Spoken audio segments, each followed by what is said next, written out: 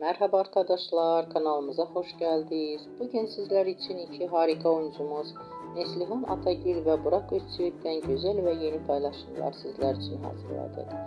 Onlar Kara Sevda dizisinde birlikte rol almış ve herkes tarafından çok beğenilmiştir. Biz de sizler için onların güzel fotolarını hazırladık. Bu videoların devamlı gelmesini istiyorsanız kanalımıza abone olup yorum yazmayı unutmayın. Hoşça kalın.